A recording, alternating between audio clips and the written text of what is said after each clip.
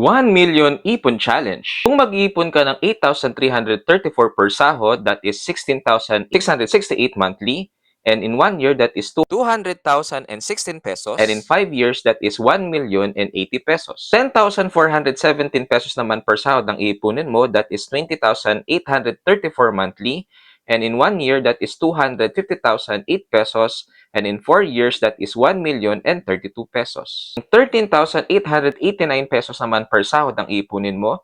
In 1 month, you will have 27,778, and in 1 year, you will have 333,336, and in 3 years, you will have 1,008 pesos. 20,834 naman ang ipunin mo per sahod. In 1 month, you will have 41,668, and in 1 year, you will have 500,016 pesos. And in 2 years, you will have 1,032 pesos. If per sahod mag-ipon ka ng 41,667 pesos, in 1 month, you will have 83,334. And in 1 year, you will have 1,008 pesos. Remember, ang pinakamahirap na part ay ang pag-achieve ng first million mo.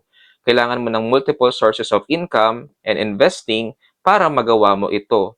Pero once na-achieve mo na, mas madali na ma-achieve ang second million mo. So that's all, and thank you so much for watching.